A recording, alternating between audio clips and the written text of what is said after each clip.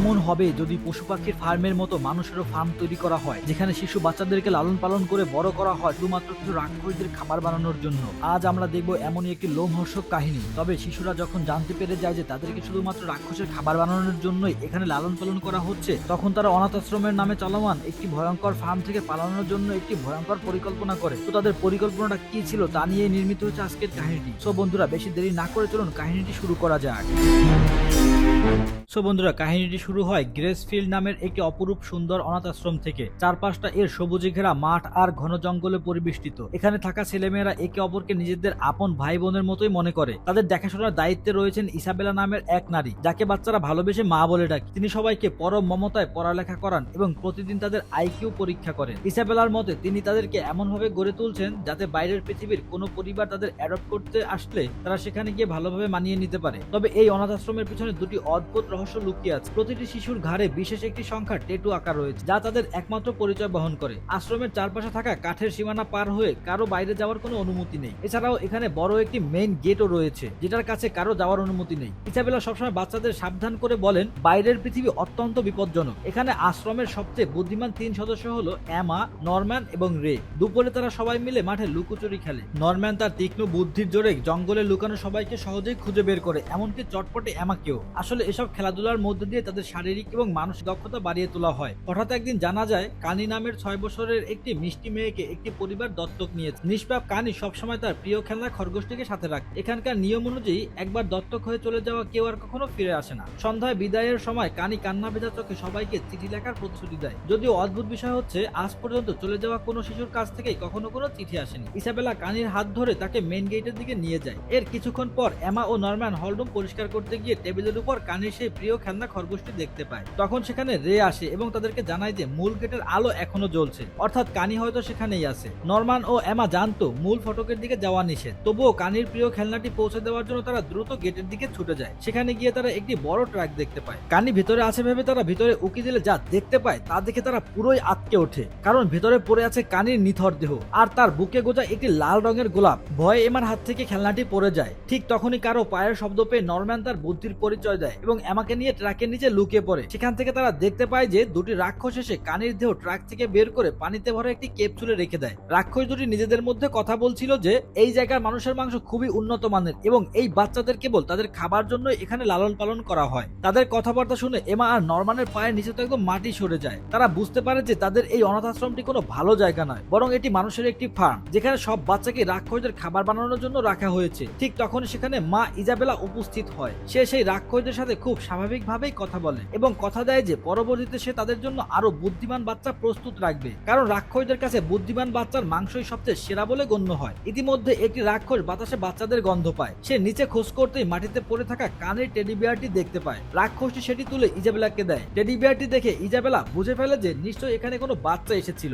তবে রাক্ষসটি দেখার আগেই এমা ও নরম্যান সেখান থেকে পালিয়ে সোজা জঙ্গলে চলে যায়। জঙ্গলে পৌঁছে এমা মাটিতে বসে কাঁদতে শুরু করে। তার বিশ্বাসই হচ্ছিল না যে তার প্রিয় ইজাবেলা একজন খারাপ মানুষ এবং তারা যেখানে থাকে তা কোনো ভালো জায়গা নয়, বরং এটি একটি মানুষের খামার মাত্র। নরম্যান তাকে শান্ত করে বলে যে তাদেরকে এখান থেকে পালাতে হবে। এতে এমা বলে যে তারা একা পালাবে না, এতিমখানার বাকি সব বাচ্চাদেরকেও সাথে নিয়ে যাবে। নরম্যানও তার সাথে একমত হয়। পরদিন এমা ও নরম্যান এতিমখানার একদম স্বাভাবিক থাকার চেষ্টা করে, যাতে ইজাবেলার কোনো সন্দেহ না হয়। এরপর তারা চুপচাপ অনাথ আশ্রমের বেড়ার কাছে যায়। নরম্যান এমাকে বলে এখান থেকে পালাতে হলে খুব শক্ত পরিকল্পনা করতে হবে এবং পুরো পরিকল্পনা চূড়ান্ত না হওয়া পর্যন্ত অন্য বাচ্চাদের কিছুই জানানো যাবে না, তা না হলে সবাই ভয় পেয়ে যাবে। এরপর তারা এলাকাটি পরীক্ষা করার জন্য বেড়া পার হয়। জঙ্গলের শেষ মাথায় পৌঁছে তারা দেখতে পায় সামনে একটি বিশালাকার উঁচু দেয়াল দাঁড়িয়ে আছে, যা কোনো সাহায্য ছাড়া পার হওয়া সম্ভব নয়। নরম্যান বুঝতে পারে যে দেয়ালে চড়তে হলে তাদেরকে শক্ত দড়ির প্রয়োজন হবে। অন্যদিকে মাঠে খেলতে থাকা বাচ্চারা হঠাৎ চিন্তিত হয়ে পড়ে, কারণ তাদের মধ্যে থেকে একটি মেয়ে হারিয়ে গিয়েছে। তখন সেখানে ইজাবেলা আসে এবং বাচ্চাদের চিন্তিত দেখে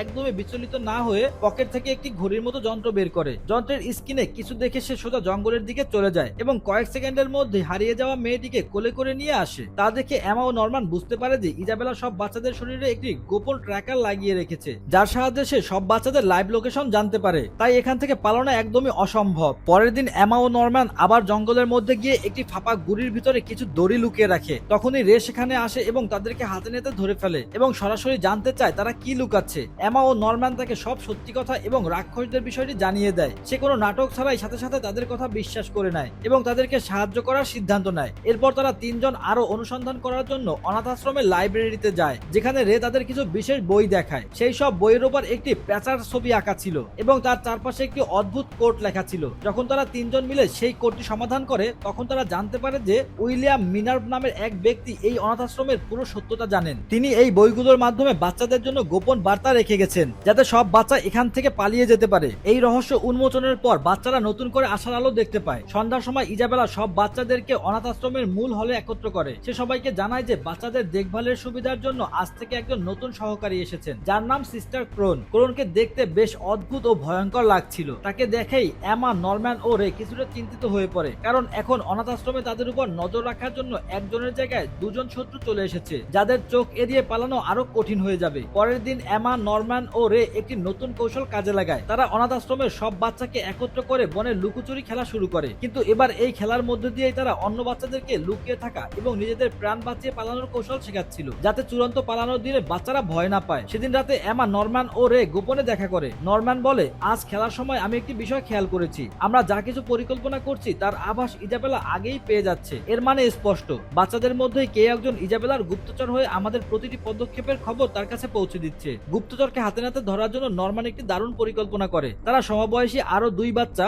ডন ও গিল্ডাকে নিজেদের দলে নেওয়ার সিদ্ধান্ত নেয়, যাদের উপর তাদের আগে থেকেই কিছুটা সন্দেহ ছিল। নরম্যান ও এমা যখন তাদেরকে অনাথ আশ্রম ও রাক্ষসদের সত্যতা জানায়, তখন ডন প্রথমে তো মোটেই বিশ্বাস করতে চায়নি। তবে এমার চোখের পানি ও কানের যন্ত্রণাদায়ক শেষ বিদায়ের কথা শুনে গিল্ডার পুরোপুরি বিশ্বাস হয়ে যায়, কারণ সে জানতো এমা বাচ্চাদের কতটা ভালোবাসে। শেষ পর্যন্ত ডনও মেনে নেয়। এবার আসল গুপ্তচরকে চেনার জন্য নরম্যান ডন ও গিল্ডাকে দড়িয়ে লুকিয়ে রাখার জন্য দুইটি ভুয়া জায়গার কথা বলে। সে গিল্ডাকে বিছানার নিচে এবং ডনকে সিলিং এর পিছনে একটি জায়গার কথা জানায়। সে দেখতে চেয়েছিল ইজাবেলা কোন জায়গার খবর পায়। সেই রাতে অনাথ আশ্রমের একটি বাচ্চা গোপনে ইজাবেলার ঘরের দরজার নিচে দিয়ে একটি গোপন চিঠি রেখে যায়। সেই চিঠিতে লেখা ছিল বাচ্চাটা কোথায় দড়িয়ে লুকিয়ে রেখেছে এবং নরম্যান অত্যন্ত চালাক ও বিপজ্জনক একটা ছেলে। তো বন্ধুরা, এই চিঠিটা আসলে কে দিয়েছিল তা আমরা পরবর্তীতে জানতে পারবো। পরের সকালে নরম্যান, এমা ও রে সেই জায়গায় গিয়ে দেখে তারা যেখানে দড়ি লুকিয়ে রেখেছিল সেখান থেকে দড়ি গায়েব হয়ে গেছে। যেহেতু এই গোপন জায়গার কথা কেবল ডন ও গিল্ডাই জানতো, তাই সবার সন্দেহ তাদের উপর যায়। রে রেগে গিয়ে বলে, আমি আগেই বলেছিলাম ওদের বিশ্বাস না করতে, ওদের মধ্যে কে একজন ইজাবেলার গুপ্তচর। কিন্তু নরম্যান তখন শান্তভাবে হেসে বলে, না রে, ডন বা গিল্ডা কেউই গুপ্তচর নয়। নরম্যান জানায় আসল গুপ্তচর অন্য কেউ, আর সে ইচ্ছে করে তৃতীয় একটি ভুল জায়গার কথা কেবল একজন বিশেষ ব্যক্তিকে জানিয়েছিল। একথা শুনে রে চমকে ওঠে। নরম্যান ধীরে ধীরে রে এর দিকে তাকিয়ে বলে, আসল গুপ্তচর তো তুমি। রে চুপ হয়ে যায় এবং নিজের দোষ স্বীকার করে নেয়। সে জানায় যে সে শুরু থেকে ইজাবেলার হয়ে কাজ করছিল, কারণ সে নিজের প্রাণ বাঁচাতে চেয়েছিল এবং একা পালানো তার পক্ষে সম্ভব ছিল না। সে আরো বলে, নিজেকে বাঁচিয়ে রাখার জন্য আমি ইজাবেলার সঙ্গে একটি চুক্তি করেছিলাম। আমি তাকে বলেছিলাম যে আমি সব বাচ্চাদের উপর নজরদারি করব, যার বিনিময়ে ইজাবেলা তার দত্তক নেওয়ার সময় বাড়িয়ে দেবে। একা পালানো সম্ভব ছিল না বলে সে ইচ্ছে করেই কানের পুতুলটি রেখে যায় এবং গেটের বাতি জ্বালিয়ে সিগন্যাল দেয়, যাতে এমা ও নরম্যান ফার্মের আসল সত্য জানতে পেরে পালানোর পরিকল্পনা করে। রে এর উদ্দেশ্য বুঝতে পেরে নরম্যান ও এমা তাকে দল থেকে বের করে না দিয়ে তাকে ডাবল স্পাই হিসেবে ব্যবহারের সিদ্ধান্ত নেয়। এরপর রে তাদের নিজ ঘরে নিয়ে মেঝেতে লুকিয়ে রাখা কিছু গ্যাজেট দেখায়, যেখানে সে ইজাবেলার থেকে লুকিয়ে অনেক কিছুই রেখেছিল, যার মধ্যে গ্যাসের ক্যান আর একটি গ্যাজেট যা সে নিজের বুদ্ধি দিয়ে বানিয়েছিল, যা বাচ্চাদের ট্র্যাকারের সিগন্যাল বন্ধ করে দিতে পারে। সন্ধ্যায় রে ইজাবেলাকে বিভ্রান্ত করতে মিথ্যা বলে যে এমা ও নরম্যান তার খাবারে বিষ মেশানোর পরিকল্পনা করছে, কিন্তু ইজাবেলা তাকে জানায় নিয়ম অনুযায়ী কিছুদিনের মধ্যেই তাকেও দত্তক নেওয়া হবে, অর্থাৎ তার মৃত্যুর সময় এসে গেছে। কথাটি শুনে রে ভিতরে ভিতরে শঙ্কিত হলেও কিছু বুঝতে না দিয়ে সেখান থেকে চলে যায়। পরের দিন বাকিদের সাথে নিয়ে নরম্যান দেয়ালে দড়ির পরীক্ষা করতে যায়, দেখতে চায় দড়ি দেয়ালে টিকতে পারবে কিনা। কিন্তু বাচ্চারা যখন দেয়ালের কাছে পৌঁছায়, ঠিক তখনই সিস্টার ক্রোন সেখানে এসে তাদের হাতে নাতে ধরে ফেলে। বাচ্চাদের মনে হয় যে তাদের খেলা এখানেই শেষ, আর ক্রোন এখন ইজাবেলাকে গিয়ে সব বলে দেবে। কিন্তু তখনই ক্রোন এমন কিছু করে যা কেউ আশা করেনি। সে বলে, ভয় পেও না, আমি ইজাবেলাকে কিছুই বলবো না, আমি নিজেই তোমাদের পালিয়ে যেতে সাহায্য করতে চাই। বাচ্চাদের তার কথা বিশ্বাস হয় না। তখন ক্রোন তার কলার সরিয়ে একটি দাগ দেখায় এবং বলে তার শরীরের ভিতরে একটি সিক্রেট চিপ বসানো আছে। যদি কোনো বাচ্চা তার নজর এড়িয়ে পালিয়ে যায় বা সে ইজাবেলার বিরুদ্ধে যায়, তবে হেডকোয়ার্টার থেকে এই চিপের মাধ্যমে কারেন্ট দিয়ে তাকে মেরে ফেলা হবে। ক্রোন আরো জানায় সে নিজেও এই অনাথ আশ্রমেই বড় হয়েছে এবং নিজের প্রাণ বাঁচাতেই ইজাবেলাকে সরিয়ে এই ফার্মের মা হতে চায়। সেই রাতেই 5 বাচ্চা সিস্টার ক্রোনের ঘরে যায়। সেখানে ক্রোন তাদের এই পৃথিবীর সবচেয়ে ভয়ঙ্কর ইতিহাসের কথা শোনায়। প্রায় 1000 বছর আগে মানুষ আর রাক্ষসদের মধ্যে একটি ভয়ঙ্কর যুদ্ধ হয়েছিল, সেখানে দুপক্ষের লাখ লাখ মানুষ মারা যায়। এই ধ্বংসলীলা থামাতে দুই পক্ষের মধ্যে দা প্রমিস নামে একটি চুক্তি হয়। চুক্তি অনুযায়ী মানুষ ও রাক্ষসদের তাদের পৃথিবীতে দুই ভাগে ভাগ করে নেওয়া হয়। রাক্ষসরা প্রতিশ্রুতি দেয় যে তারা মানুষের দুনিয়ায় হামলা করবে না, তবে এর বিনিময়ে মানুষকে রাক্ষসদের খাবারের জন্য নিয়মিত বকশিসও সরবরাহ করতে হবে। এই শর্ত পূরণের জন্যই গ্রেসফিল্ডের মতো অনেক সিক্রেট ফার্ম তৈরি করা হয়, যেখানে অনাথ বাচ্চাদের খুব সুন্দর পরিবেশে বড় করা হয়। কোরন আরো বলে যে রাক্ষসদের জন্য বাচ্চা যত বুদ্ধিমান ও মেধাবী হয়, সেটি খাওয়ার পর তাদের মস্তিষ্ক ততটাই প্রখর ও শক্তিশালী হয়ে ওঠে। যদি তারা মানুষের মগজ না খায়, তবে তারা পশুর মতো হিংস্র হয়ে পড়বে। আর ঠিক এই কারণে ইজাবেলা বাচ্চাদের মন দিয়ে পড়াশোনা করাতো এবং প্রতিদিন তাদের আইকিউ টেস্ট নিত। কথা প্রসঙ্গে বাচ্চারা ক্রোনের কাছে তাদের কানের পেছনে লাগানো ট্র্যাকার নিয়ে প্রশ্ন করে। ক্রোন জানায় যে প্রতিটি শিশুর কানের পেছনে একটি করে অতি ক্ষুদ্র ট্র্যাকার বসানো আছে, যার মাধ্যমে ইসাবেলা তার হাতের বিশেষ ঘড়িতে সবার অবস্থান দেখতে পায়। তবে রে আগে থেকেই এই ট্র্যাকার জ্যাম করার যন্ত্র বানিয়ে ফেলায় বাচ্চাদের মুখে কোনো ভয় ছিল না। তাদের এই আত্মবিশ্বাস দেখে ক্রোনও বুঝতে পারে যে তারা ট্র্যাকার অকার্যকর করার পথ খুঁজে পেয়েছে। পরের দিন ক্রোন যখন বাচ্চাদের ঘরে ছিল, তখন ইসাবেলা একটি চিঠি নিয়ে সেখানে হাজির হয়। চিঠিটি ক্রোনের হাতে দিয়ে ইসাবেলা জানায় যে হেডকোয়ার্টার থেকে নির্দেশ এসেছে তাকে অন্য একটি অনাথ আশ্রমে মা হিসেবে পদোন্নতি দেওয়া হয়েছে এবং তাকে অবিলম্বে গ্রেসফিল্ড ছেড়ে যেতে হবে। এটি শুনে ক্রোন হতবাক হয়ে পড়ে, কারণ সে ভালো করেই জানতো এটি কোনো পদোন্নতি নয়, বরং ইসাবেলা তাকে পদ থেকে সরিয়ে দিচ্ছে। আশ্রম ছেড়ে যাওয়ার আগে ক্রোন বাচ্চাদের সাহায্যের জন্য একটি বিশেষ কলম রেখে যায়। এরপর সে যখন মূল ফটকে পৌঁছায়, তখন আশ্রম ব্যবস্থার প্রধান সুপারভাইজার দাদির সঙ্গে তার দেখা হয়। নিজের প্রাণ বাঁচাতে ক্রোন শেষ চেষ্টা হিসেবে দাদিকে বলে যে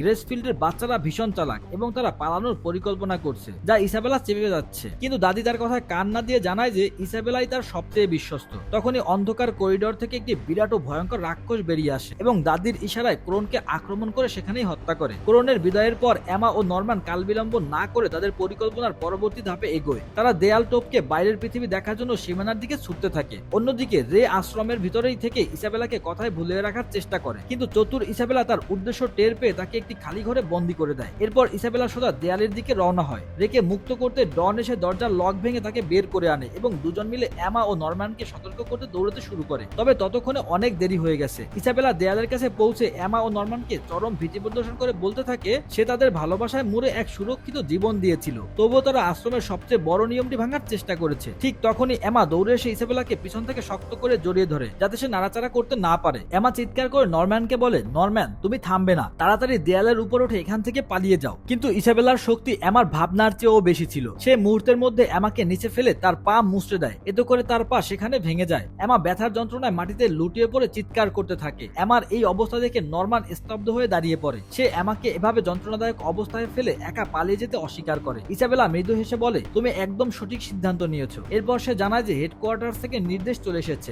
আগামীকালে নরম্যানকে দত্তক দেওয়া হচ্ছে, অর্থাৎ আগামীকালই তার শেষ দিন। এর মানে তাকে দানবদের হাতে তুলে দেওয়া হবে। সেদিন রাতে 4 শিশু এক ঘরে জড়ো হয়। রে নরম্যানকে বলে, আমাদের হাতে কেবল আজকের রাতটাই সময় আছে। আমরা কাল সকালে তোমার পায়ে আঘাত পাওয়ার নাটক করব, অথবা তোমাকে আশ্রমের ভেতরে কোথাও লুকিয়ে রাখবো, যাতে তোমার চালান স্থগিত হয়ে যায়। কিন্তু নরম্যান এই পরিকল্পনা সরাসরি প্রত্যাখ্যান করে। সে বলে, আমি যদি এখান থেকে পালানোর বা লুকানোর চেষ্টা করি, তবে ইসাবেলা পুরো আশ্রমে সর্বোচ্চ সতর্কতা জারি করে দেবে। সে নিরাপত্তা আরো জোরদার করবে, যার ফলে বাকিদের পক্ষে এখান থেকে পালানো অসম্ভব হয়ে যাবে। নরম্যান আবেগাপ্লুত হয়ে বলে, আমার ভাই বোন আর বন্ধুদের বাঁচানোর জন্য যদি নিজের জীবন দিতেও হয়, তবে আমি হাসি মুখে নিজের জীবন উৎসর্গ করব। পরদিন সকালে নরম্যান খুব শান্ত মনে নিজের জিনিসপত্র গুছিয়ে নিচ্ছিল। ঠিক তখনই সে সেই গোপন কলমটি খুঁজে পায়, যা সিস্টার ক্রোন যাওয়ার আগে তাদের জন্য লুকিয়ে রেখে গিয়েছিল। নরম্যান কলমটি গভীরভাবে দেখে বুঝতে পারে এটি সাধারণ কোনো কলম নয়, বরং এর ভেতরে বাইরের জগতের বড় কোনো রহস্য বা মানচিত্র লুকিয়ে রয়েছে। সে চুপচাপ কলমটি পকেটে রেখে দেয়। অনাথ আশ্রম ছাড়ার আগে নরম্যান কাউকে কিছু না জানিয়ে সবার অজান্তে সেই বিশাল দেয়ালে উঠে পড়ে। সে দেখতে চেয়েছিল দেয়ালের উপরে কেমন জগৎ রয়েছে, যাতে শেষবারের মতো বন্ধুদের পালানোর পথ সহজ করে দিয়ে যেতে পারে। কিন্তু দেয়ালের চূড়ায় পৌঁছাতেই তার চোখ কপালে ওঠে। দেয়ালের উপরে কোনো পথ বা সমতল জমি ছিল না,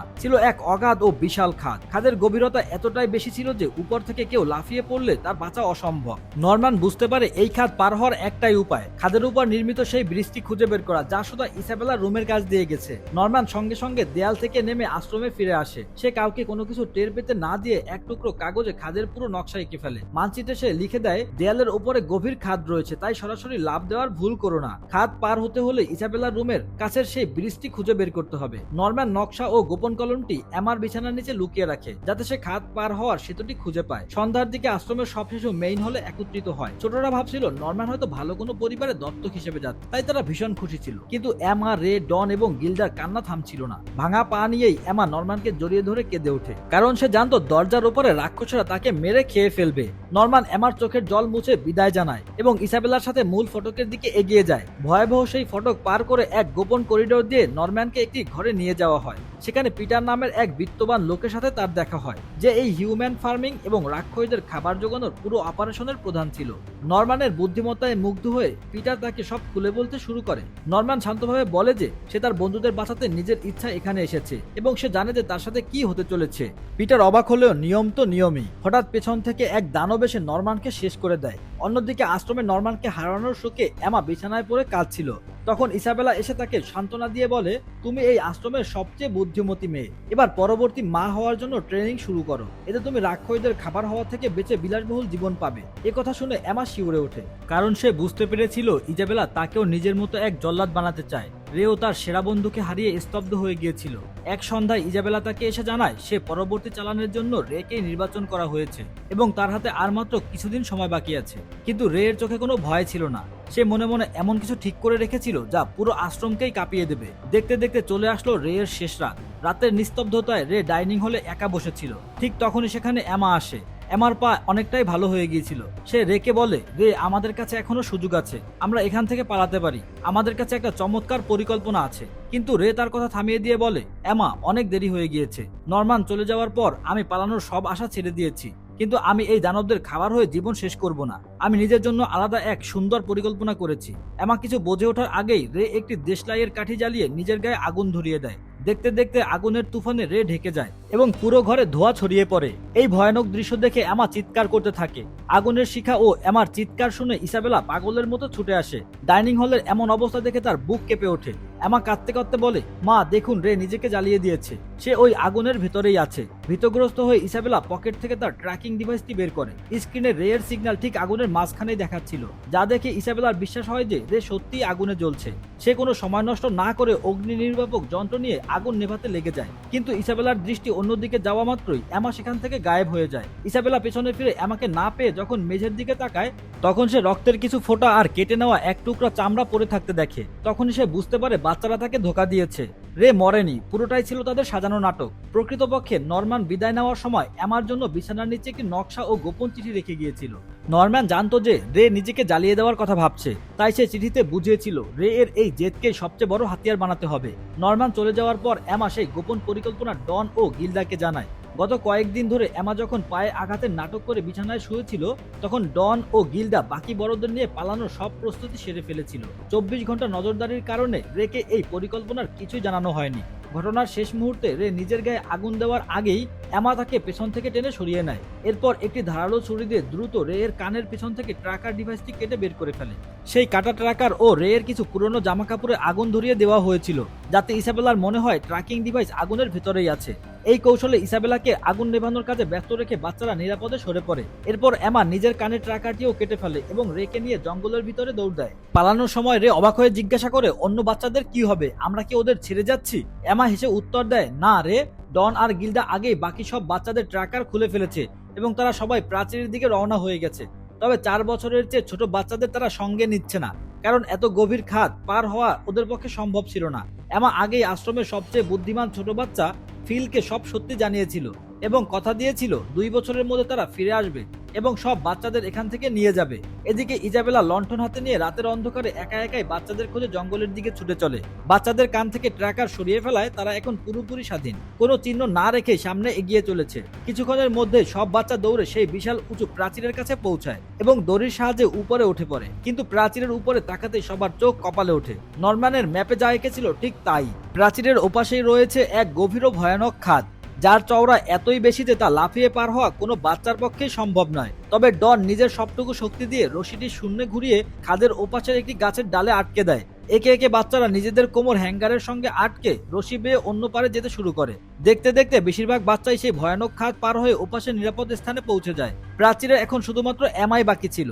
এমা রশি ধরে উপরে যাওয়ার প্রস্তুতি নিতে সেখানে ইসাবেলা এসে হাজির হয়। ইসাবেলা তাকে থামতে বলে এবং সতর্ক করে যে বাইরের এই ভয়ানক দুনিয়ায় তারা বেশি দিন বাঁচতে পারবে না।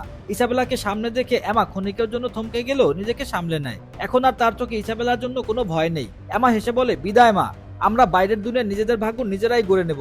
এ কথা বলেই দেরি না করে এমা রশি ধরে খাত পার হয়ে যায়। এমা ওপারে পৌঁছাতেই ডন চাকু দিয়ে রশিটি কেটে দেয়। ফলে ইসাবেলার আর ওদের কাছে পৌঁছানোর কোনো উপায় থাকে না। প্রাচীরে দাঁড়িয়ে থাকা ইসাবেলা উপরে দাঁড়িয়ে থাকা বাচ্চাদের দেখে। চাইলে সে অ্যালার্ম বাজিয়ে সদর দপ্তর থেকে রাক্ষসদের ফৌজ ডেকে আনতে পারত, কিন্তু সে তা করে না। বাচ্চাদের এই সফলতা আর এমার সাহস দেখে ইসাবেলার মন গলে যায়। তার মনে পড়ে নিজের শৈশবের কথা, যেদিন সেও এই ফার্ম থেকে পালানোর স্বপ্ন দেখেছিল, কিন্তু ভয়ে পালাতে পারেনি। ইসাবেলার মুখে মৃদু হাসি ফুটে ওঠে। সে মনে মনে বলে, যাও বাচ্চারা, নিজেদের মতো করে বাঁচো এবং সবসময় শান্তিতে থেকো। এরপর সে আবার আশ্রমে ফিরে গিয়ে বাকি ছোট বাচ্চাদের জড়িয়ে ধরে থেকে যায়। এদিকে ভোরের প্রথম আলোর সঙ্গে সঙ্গে সব বাচ্চা জঙ্গল পার হয়ে এক সুন্দর উন্মুক্ত প্রান্তরে এসে পৌঁছায়। তখন এমা তার পকেট থেকে নরম্যানের দেওয়া সেই গোপন কলমটি বের করে বোতাম চাপে। সঙ্গে সঙ্গে শূন্য ভেসে ওঠে এক হলোগ্রাম স্ক্রিন, যেখানে দেখা যায় বাইরের জগতের ডিজিটাল ম্যাপ এবং উইলিয়াম মিনার্ভের এক শেষ বার্তা। এতিমখানার বাইরের এই দুনিয়াতে তোমাদেরকে স্বাগতম। পথটা কঠিন, তবে আশা হারিয়ে ফেলো না। এমা ও রে একে অপরের দিকে তাকিয়ে হাসে। নরম্যান তাদের সঙ্গে না থাকলেও তার পরিকল্পনার জন্য আজ তারা জীবিত ও স্বাধীন জীবন পেয়েছে। এমা সবার হাত ধরে বলে যে এটাই আমাদের নতুন জীবনের শুরু, আর এখানে এই রোমাঞ্চকর মুভিটি তা এন্ড হয়ে যায়। সো বন্ধুরা, আমাদের এই রোমাঞ্চকর মুভিটি আপনাদের কেমন লেগেছে তা অবশ্যই কমেন্ট করে জানাবেন। যদি ভালো লেগে থাকে তাহলে একটি লাইক করে দিবেন এবং আমাদের চ্যানেলটি সাবস্ক্রাইব করে আমাদের সঙ্গে থাকুন। সম্পূর্ণ ভিডিও দেখার জন্য আপনাকে অসংখ্য ধন্যবাদ। দেখা হবে পরবর্তী কোনো ভিডিওতে, ততক্ষণ বাই বাই।